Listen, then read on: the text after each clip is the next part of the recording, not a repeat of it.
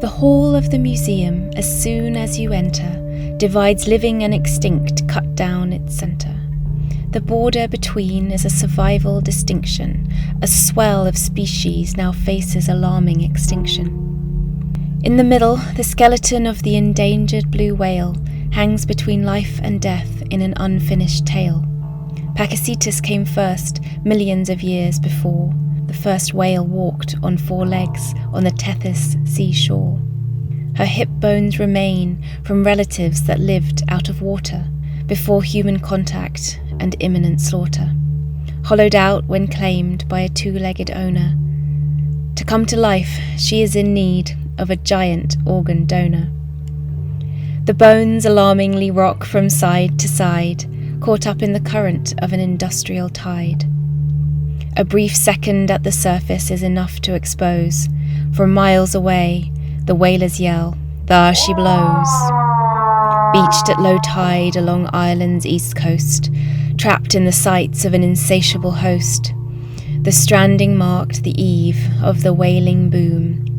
A crowd gathered in fascination, signalling doom. Pressing a harpoon under her flipper to pierce, an act amazingly petty to kill a being so fierce.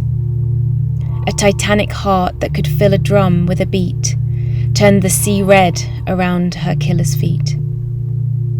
The royal fish law claimed her property of the crown. In layers, they proceeded to fully cut her down. Diagonal slits made in skin thick like tire rubber, stripped off in sections of gelatinous white blubber, boiled down into oil for lamps to keep burning. Her materials were measured for their commercial earning. With her layers peeled away, only the skeleton was left. Even this was gathered up to conclude an awful theft. Disarticulating the structure, gouging out tissue between bone, gathering the pieces for the Natural History Museum to own. Mixed with polymer replicas and carbon fibre joints, strung up to iron trusses with steel cables at 10 points. Dippy the Diplodocus returns from a big tour, attracting attention like the crown jewel Koh-i-Noor. 10 plaster-cast copies of the original source were commissioned by Carnegie and mounted on steel, of course. Hope the whale replaced Dippy, who replaced George the African elephant, a selection of mascots burdened to keep the museum relevant. Revolted by the symbol that they were cast to become, they no longer wished to be a token or a source of income. In a demand for climate action, the whale took a great fall. A crash would necessitate rebuilding it all. Landing on Dippy, their joints break apart, summoning a whole new assembly to start. Fabricated inaccurately like the Crystal Palace dinosaurs, the whale is rebuilt to join her living relatives on all fours.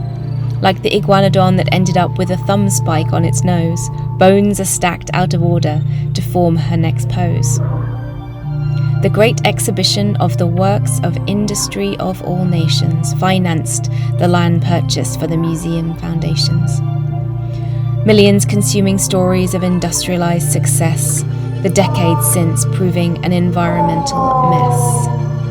Dippy's beam structure and pillar legs give support, allowing the multi-species skeleton to distort.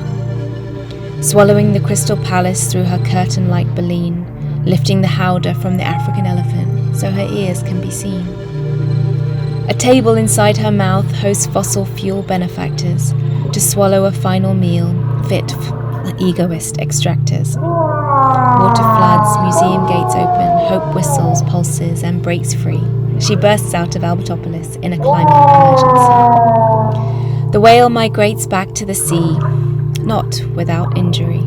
She gives the world its voice in a sonic mystery.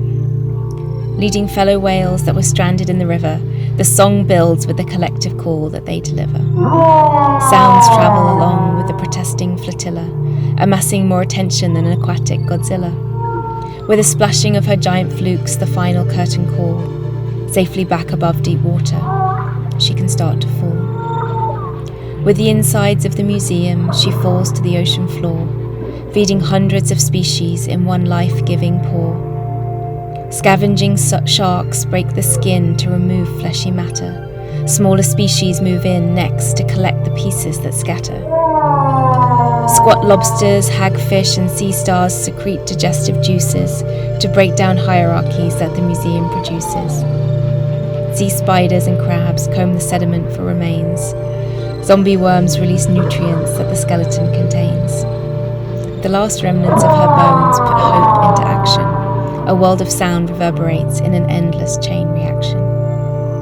Listen to the warning whistles, it is time for a choice. Hope rumbles, a wail of difference you can make with your voice.